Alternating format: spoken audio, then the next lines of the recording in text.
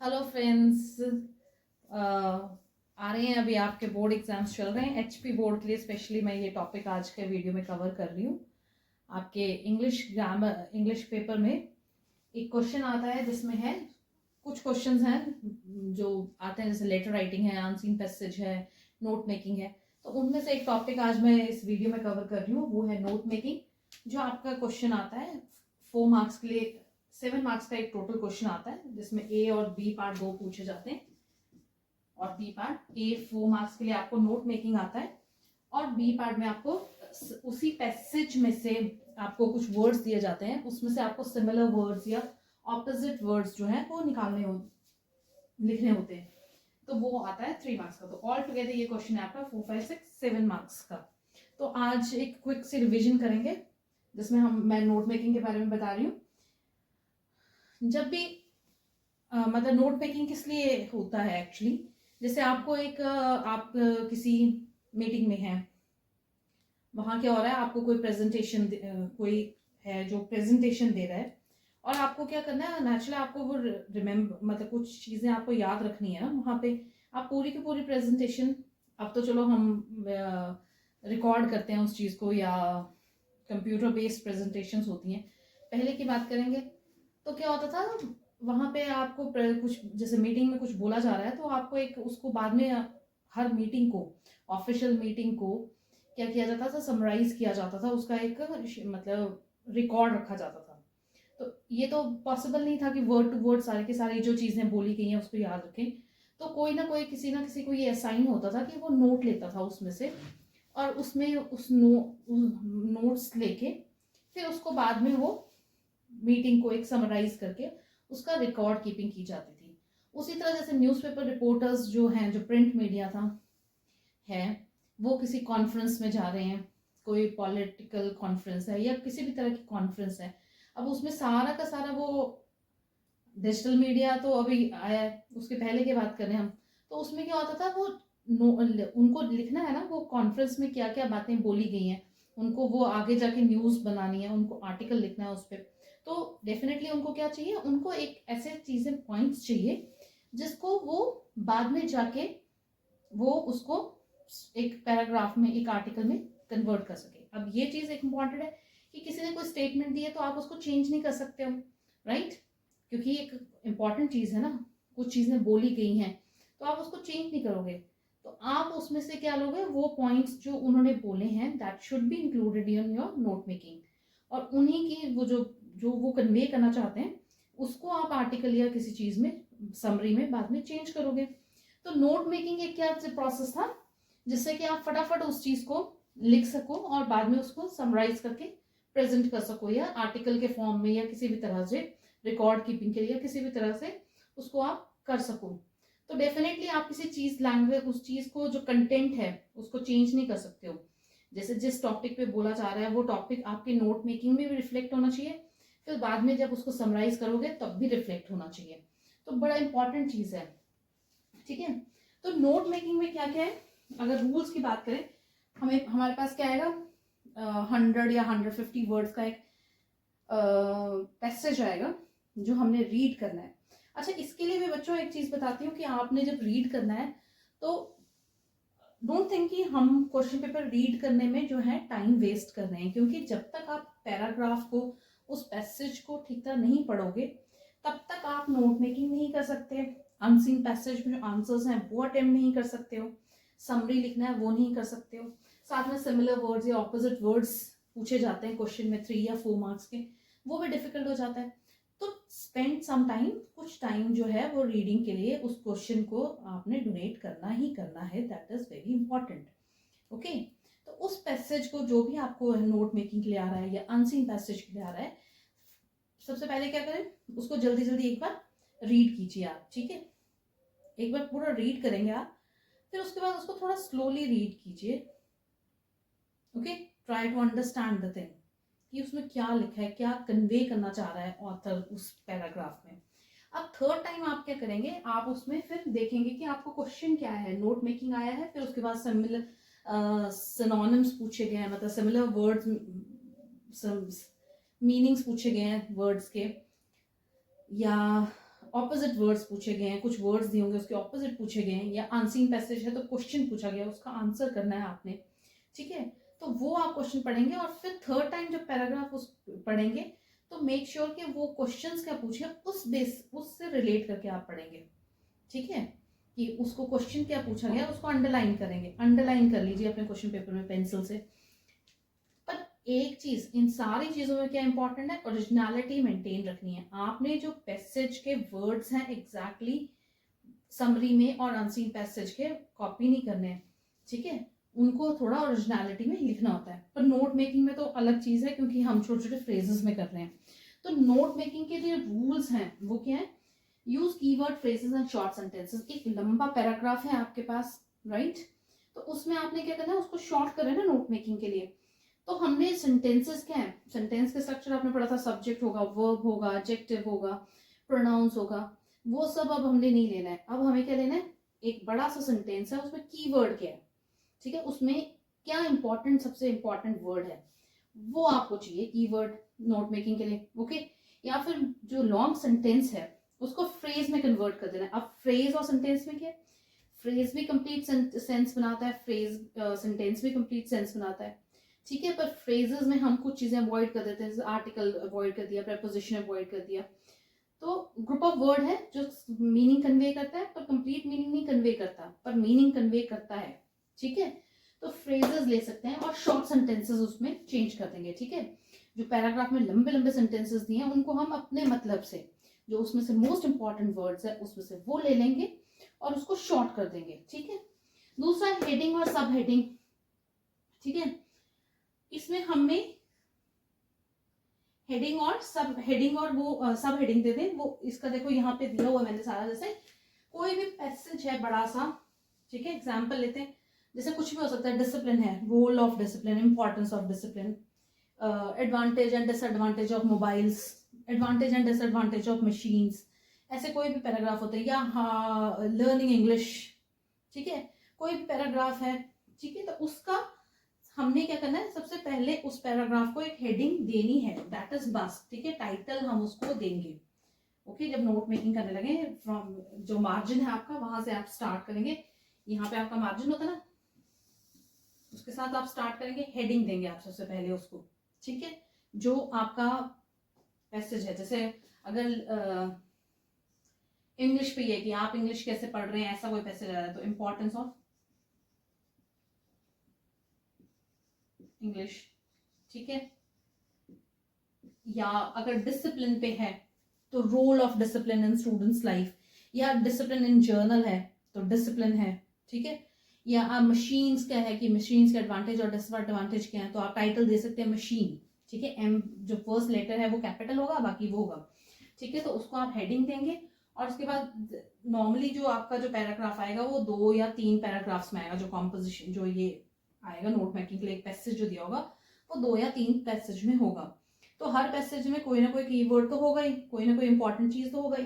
तो जितने आपके पैराग्राफ हैं उतनी आप जो है वो हेडिंग्स और सब हेडिंग दे सकते हैं। अब फर्स्ट पैराग्राफ में क्या दिया है, अब इंपॉर्टेंस ऑफ इंग्लिश दिया है, तो सब हेडिंग कुछ ना कुछ तो होगा ना, जैसे लर्निंग इंग्लिश, ठीक है, आपने दे दिया इसको सब टाइटल, ये क्या हो गया, सब हेडिंग होगी इसकी। अब उसके बाद डेफिनेटली उस पैसेज में दिया होगा कहीं ना कहीं कि आप कैसे लर्न करेंगे, ठीक है, what is required, practice required है, रीडिंग रिक्वायर्ड है, राइटिंग रिक्वायर्ड है, ऐसा कुछ ना कुछ दिया होगा, ओके।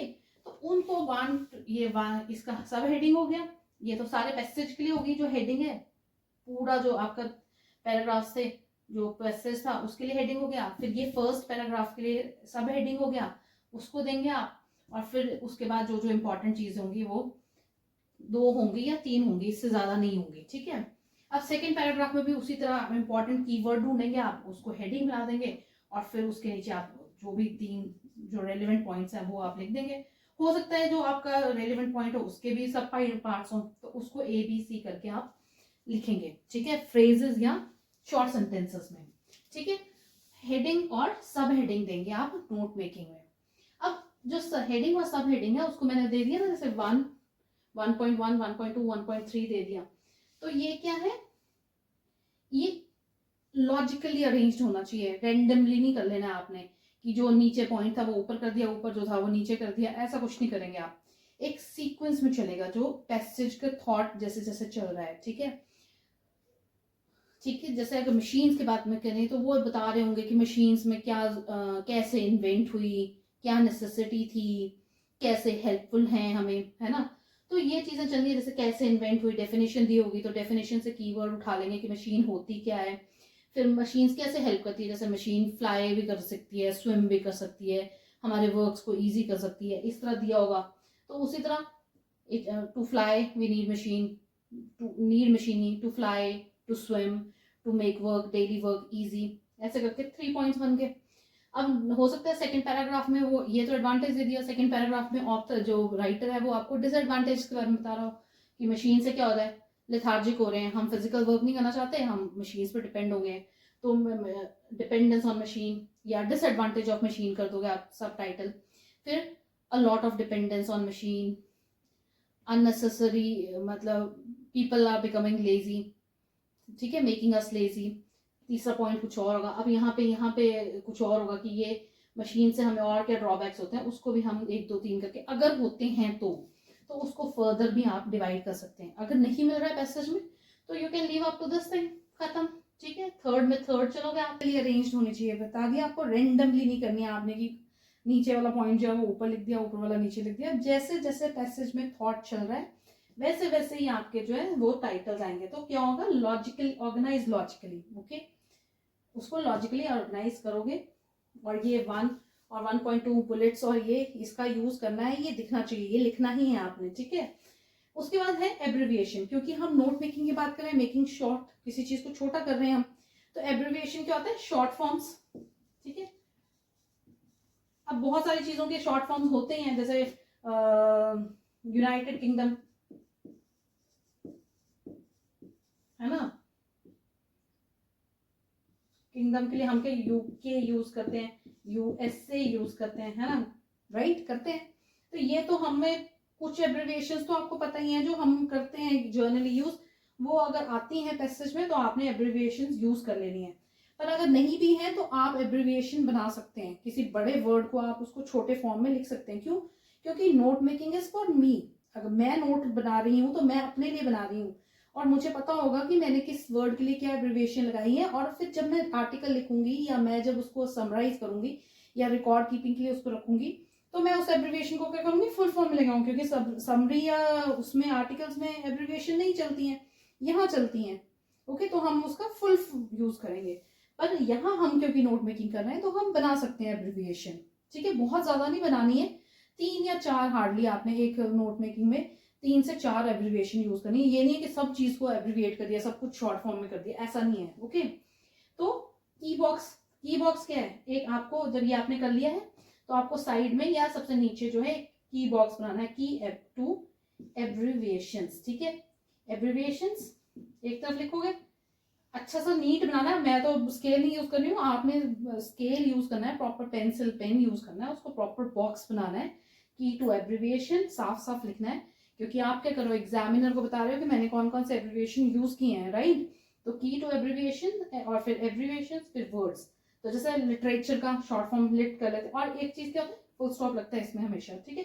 साइंस का SI, उसी तरह रिमेंबर वर्ड, अगर बीच में कोई भी वर्ड यूज किया उसको छोटा कर दिया आपने तो उसको आप ले लेंगे, ठीक है, और उसको की टू एब्रिविएशन में इस तरह लिख देंगे, हार्डली 3 या 4 लिखने, इससे ज्यादा मत एब्रिविएशन में जाना, ओके। अब नेक्स्ट इज अवॉइड आर्टिकल्स। अब नोट मेकिंग में जब भी आप लिखते हैं तो आर्टिकल्स कौन कौन से हैं, 3 आर्टिकल्स हैं, ए एंड द, कोई जरूरत नहीं है लिखने की, ठीक है, क्योंकि ये जो सारा चीज है ये ग्रामेटिकली करेक्ट नहीं है, ओके। जो हम ग्रामर के रूल्स फॉलो करते हैं ना, सब्जेक्ट होना चाहिए, वर्ब होना चाहिए, सब्जेक्ट वर्ब एग्रीमेंट होना चाहिए, वो सब चीजें हम यहाँ क्या कर रहे हैं, अवॉइड कर रहे हैं, हम नहीं यूज कर रहे हैं, ठीक है।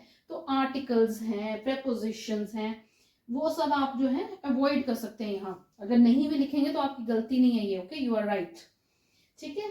Flows logically. अब पर नोट मेकिंग हमेशा जो है इलॉजिकल नहीं चलना है, कि मतलब मैं बार बार बोल रही हूँ, रेंडमली नहीं चलना है कि कुछ भी लिख दिया, उसको ये जो थॉट है वो थॉट जो है वो फ्लो होना चाहिए प्रॉपरली, ठीक है। जो पैसेज का थॉट है वो, जैसे अगर कोई कोई पॉलिटिकल लीडर बोल रहा है कुछ, और वो कुछ ना कुछ ऐसा है ना, पॉलिसी के बारे में बोल रहा है या किसी इंपॉर्टेंट टॉपिक के बोल रहा है, तो आप ऐसा थोड़ा ना कर सकते हो कि उसके थॉट्स को हिला दोगे। तो एक थॉट्स उनके फ्लो कर रहे हैं, वो एक सीक्वेंस में चल रहे हैं, वो प्रिपेयर होके स्पीच दे रहे हैं। तो उसी तरह जो आपका जो नोट मेकिंग भी है वो फ्लो करना चाहिए लॉजिकली, ठीक है, कुछ भी नहीं रेंडमली नहीं लिखना है। यूज टाइटल्स, हेडिंग, सब हेडिंग डेफिनेटली लिखने हैं। किस लिए? क्योंकि ये ऑफ कोर्स आप तो एग्जामिनर के लिए लिख रहे हैं, पर अगर रियलिटी में अगर कहीं लिख रहे हैं तो आप अपने लिए लिख रहे हैं, तो आपको हेडिंग से याद आ जाएगा कि ओ ये वाला थॉट बोला गया था, ये इसकी हेडिंग थी और इसके बाद ये सीक्वेंस आया था, तो वो यूज होगा। लीव स्पेस, अब एक ये तो ट्रिक ही मानिए ना कि जब आप लिख रहे हो तो उसके बीच में स्पेस छोड़ना, 1.1 के बीच में एक लाइन छोड़ लेना भाई। कई बार बाद में भी चीजें याद आ जाती हैं कुछ की मैं ऐड कर लेता हूँ, यहाँ ऐड कर लेती हूँ। तो leave space instead of cutting scribbling, मतलब अपना पेपर उसको ऐसे जबरदस्ती इकट्ठा करने की जगह पेपर में, क्योंकि लैंग्वेज है, हिंदी हो चाहे इंग्लिश हो, लैंग्वेज में क्या होता है, your hand writing also matters, your presentation also matters here, okay. तो लीव स्पेस, जगह छोड़ के लिखो, ताकि अगर बाद में कुछ ऐड करने का आपको लगे कि ये इंपॉर्टेंट है और मुझे ऐड कर लेना चाहिए, तो आपके पास स्पेस हो राइटली नीटली राइट करने के लिए। और सबसे बड़ा बात है, चाहे अनसीन पैसेज है जिसमें हम आंसर्स अटेम्प्ट करते हैं, या समराइजेशन है, या कुछ भी नोट मेकिंग, ओरिजिनलिटी रखो, okay. Don't simply copy the things, okay. Copy तो करना है, पर ये नहीं है कि एग्जैक्ट वर्ड टू वर्ड ही चीजें कॉपी कर लेनी है। ओरिजिनलिटी ला सकते हो आप, अपने वर्ड्स अपने थोड़ा सा उसको चेंज करके आप कर सकते हो। जैसे यहाँ ओरिजिनलिटी आप एब्रीविएशन में ला सकते हो, अगर आप एब्रीविएट करते हो किसी वर्ड को तो ठीक है, अच्छा है वो चीज, राइट। जैसे हेडिंग है, हेडिंग में आप कर सकते हो चीजें, राइट। और उसके बाद तो थॉट्स तो नहीं चेंज कर सकते हो, ओके। वर्ड्स में ओरिजिनलिटी ला सकते हो, ठीक है। तो this is all about note making, जो कि आपके पेपर में आएगा 4 मार्क्स के लिए, और उसमें आपने ये सारी चीजें जो हैं वो आपको ध्यान रख के अटेम्प्ट करनी है। Hand writing must be very good. और एक चीज बहुत अच्छी चीज कि लैंग्वेज के पेपर जो आप इंग्लिश के पेपर में है, स्पेलिंग मिस्टेक्स कम से कम करें, ठीक है। क्योंकि इंग्लिश टीचर, जो हम इंग्लिश टीचर्स होते हैं ना, उनका सबसे पहले जब हम इवेल्युएट करते हैं किसी शीट को, सबसे पहले ध्यान ही स्पेलिंग्स पे जाता है, ठीक है। अगर कहीं पे भी कोई स्पेलिंग मिस्टेक मिल जाती है, डेफिनेटली टीचर क्या करेगा, सर्कल करेगा और मार्क्स डिडक्ट करेगा ही करेगा, करना ही पड़ेगा, of course we cannot avoid it इट। और एक इंग्लिश टीचर्स की बता रही हूँ, जो भी इवेल्युएट करता है, सबसे पहले इंग्लिश टीचर या हिंदी टीचर जो है, लैंग्वेज के टीचर्स हैं, उनका जो सबसे जो फर्स्ट नजर पड़ती है, या बोले कि सेंटेंस पढ़ते ही या पेपर देखते ही जो सबसे पहले दिखती है, वो स्पेलिंग मिस्टेक्स दिख जाती हैं, ठीक है। तो ट्राई की स्पेलिंग मिस्टेक्स आप कम करें, ओके। और नीटनेस बहुत जरूरी है लैंग्वेज पेपर में। Your handwriting matters a lot, keep it neat, keep it clean, keep it original, okay. तो दिस इज, यहाँ पे नोट मेकिंग में 4 मार्क्स का आएगा नोट मेकिंग, ठीक है। इसके आगे एक क्वेश्चन और आता है जिसमें होता है कि आपको इस नोट मेकिंग से ही उसको समराइज करना है, जिसमें वर्ड लिमिट होती है, ठीक है। 11th में नहीं है, 12th में होगा शायद। तो वहां पे सबसे इंपॉर्टेंट क्या है, आपको इसी चीज को फिर एक्सपैंड करके लिखना है, पैराग्राफ फॉर्म में लिखना है। ऑफ कोर्स ओरिजिनलिटी होनी चाहिए आपके वर्ड्स में, एग्जैक्टली पैसेज को कॉपी नहीं करोगे आप, ओके। और उसमें वर्ड लिमिट बहुत इंपॉर्टेंट है। अगर 60 वर्ड्स बोला है तो 60 to 80 बोला है तो उसी में खत्म करो। अगर आप वर्ड लिमिट एक्सीड करते हो तो वहां पे नेगेटिव जो है वो चला जाता है, ओके। समरी को भी एक प्रॉपर टाइटल होता है और उसको फिर एक 80 वर्ड्स में उसको समराइज किया जाता है, ओके।